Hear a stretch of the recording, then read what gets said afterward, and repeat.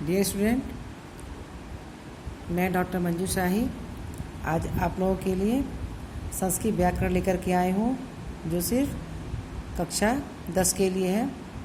आज हम लोग बच्चों अव्यय पढ़ेंगे।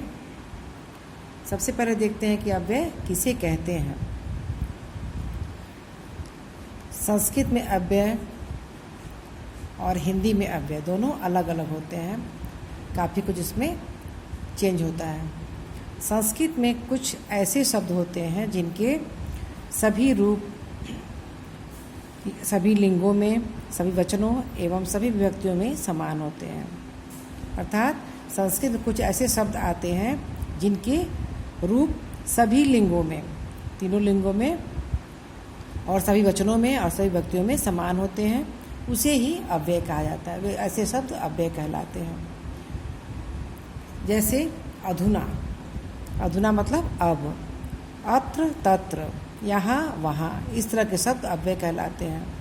अर्थात जिन शब्दों का लिंग, वचन, कारक और काल के अनुसार रूप परिवर्तित नहीं होता है, वैसे शब्द अव्यय कहलाते हैं। इन अव्ययों का शब्द रूप या धातु रूप नहीं चलता है।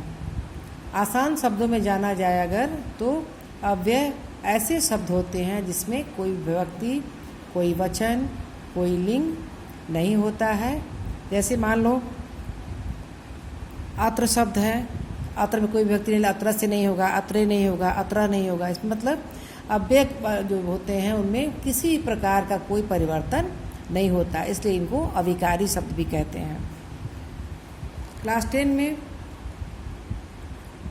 इस 20-22 अव्यय पढ़ना है, लेकिन हाफ ईयरली की दृष्टि से कुछ अव्यय को मैंने चुन लिया है। ये अव्यय सिर्फ हाफ ईयरली एग्जाम में आएंगे। अव्यय में सबसे ज़्यादा जरूरी क्या है? इसके अर्थ को जानना। अर्थ को जान लोगे तो इसको वाक्य में कैसे प्रयोग करना है, किस वाक्य में कौन सा अव्यय लगेगा, इस तरह से प्रश्न आएगा तो अर्थ पता रहेगा, तो उसको पढ़ने में, उसको बनाने में आसानी होगी। कुछ अव्यय मैं देखो यहाँ पर मैंने लिख दिया है, इसको एक बार देख लेते हैं। पहला अव्यय है उच्चय। उच्चय मतलब होता है जोर से। इसका जब हम वाक्य बनाएंगे तो इस तरह से वाक्य बन सकता है, उच्चय वद, जोर से बोलो। तो परीक्षा में यहाँ पर ब्लैंक रहेगा और वद लिखा रहेगा और 4 ऑप्शन रहेंगे। इसको मैं इस वीडियो के अंत में मैं दिखा दूंगी किस तरह से प्रश्न आएंगे। तो उस ऑप्शन से चुन करके अर्थ के अनुसार उस अव्यय को भरेंगे। दूसरा अव्यय है च। च मतलब होता है और। इसका उदाहरण देखते हैं। रामः श्यामः च गच्छतः। राम और श्याम दोनों जाते हैं। स्वः, स्व का मतलब होता है आने वाला, कल। इससे वाक्य बनाएंगे। स स्वः वाराणसीं गमिष्यति। वह कल वाराणसी जाएगा। यदि स्व का अर्थ बच्चों तुम भूल जाओ तो उसकी पहचान क्या होगी? जिस वाक्य में स्व लगना होगा उसमें लिट लकार का रूप एसति एसता वाला रूप रहेगा। इससे पहचान हो जाएगी कि आने वाला कल इसमें भरना, भविष्य काल का इसमें शब्द भरना है। दूसरा है हयः। हयः मतलब क्या होता है? बीता हुआ कल, यस्टरडे जिसको इंग्लिश में कहते हैं। इसको जब भरना होगा तो उसमें क्या करेंगे? उसी क्रिया में देख लेंगे कि वहाँ पर लंग लकार का रूप होना चाहिए उसी क्रिया में। इससे पहचान हो जाएगी कि बीता हुआ कल मतलब इसमें लगेगा। इसका वाक्य देखो। ते सर्वे हयः नाटिकाम द्रष्टुम अगच्छन्। वे सभी कल नाटिका देखने के लिए गए थे। अगला है अद्य। अद्य मतलब होता है आज। इससे कोई भी आसान वाक्य बन सकता है। अद्य अवकाशः अस्ति। आज छुट्टी है या अवकाश है। नेक्स्ट अत्र तत्र। अत्र मतलब होता है यहाँ और तत्र मतलब वहाँ। बच्चों अत्र और तत्र देखो बीच में हाइफन लगा हुआ है। इस तरह के अव्यय जो होते हैं प्रायः एक ही वाक्य में प्रयोग किए जाते हैं। अब देखो यहाँ पे बालकाः अत्र तत्र अवकरम न क्षिपन्तु। मतलब बच्चे यहाँ वहाँ, अवकर मतलब होता है कूड़ा, न छिपंतु न फेंकें, बच्चे या लड़के यहाँ वहाँ कूड़ा न फेंकें। इसी तरह से यत्र कुत्र, यत्र कुत्र मतलब होता है जहाँ कहाँ। जो हाइफन वाले शब्द हैं यत्र तत्र, यदा तदा, यत्र कुत्र, इन शब्दों का प्रयोग प्रायः एक ही वाक्य में होता है या लगातार ऊपर नीचे वाक्य में इसका प्रयोग किया जाता है। वाक्य बनाएंगे इसका, वयम यत्र कुत्र आपण मार्गे न भ्रमामः, हम लोगों को जहाँ कहाँ बाजार में नहीं घूमना चाहिए, हम लोग नहीं घूमते हैं।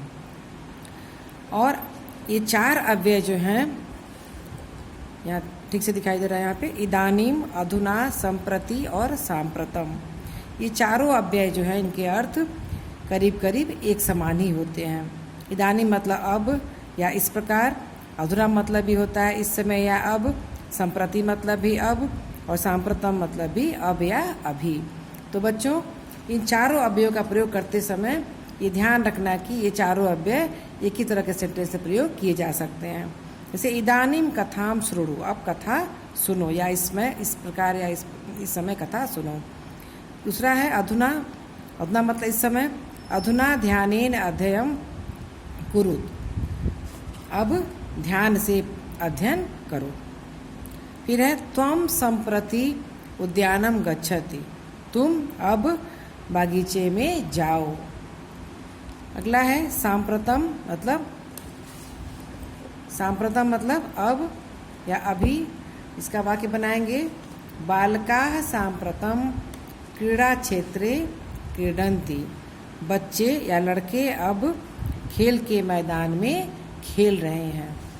तो ये जितने अव्यय हैं 1 2 3 4 5 6 7 8 9 10 और 11th अव्यय हाफ ईयरली एग्जाम में इसको पढ़ना है और सबसे पहले इसका अर्थ याद करना है। अब मैं बताती हूँ कि परीक्षा में किस प्रकार से अव्यय से संबंधित प्रश्न आएंगे।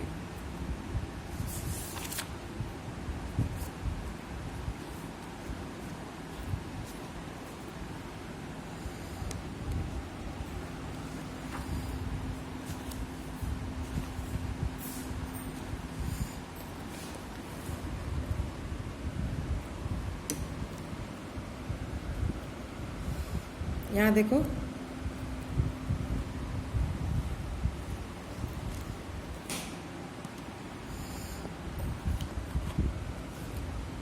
इस तरह से प्रश्न रहेगा, संवाद में या मंजूषा दिया रहेगा, इस वाक्य के अनुसार इसमें से अर्थ को चुन करके वाक्य को भरेंगे। जैसे यहाँ पे है, मोहन कहता है रामः त्वम गृहात् डैश गच्छ, इसमें से देखेंगे कि राम तुम घर से क्या होगा, बही, बही मतलब होता है बाहर, राम तुम घर से बाहर जाओ। इसी प्रकार से अर्थ को मिलाते हुए सेंटेंस को पूरा करेंगे। और इस तरह से भी प्रश्न आते हैं अव्यय के,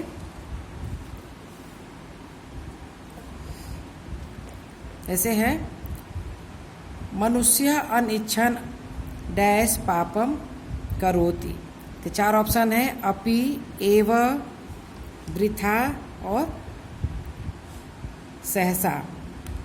यहाँ पे क्या करेंगे, मनुष्य, पहले इसका अर्थ समझेंगे, मनुष्य अनिच्छन, मनुष्य न चाहते हुए के बाद क्या होना चाहिए, भी, तो अपि, अपि मतलब होता है भी, मनुष्य न चाहते हुए भी पाप करता है।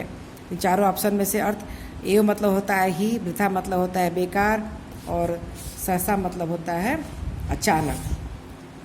तो ये कोई अर्थ इसमें सूट नहीं कर रहा है, कोई अव्यय, अपि सटीक बैठ रहा है, इसलिए इसको यहाँ पर अपि भर देंगे और सेंटेंस को पूरा करेंगे और अपि के नीचे अंडरलाइन कर देंगे।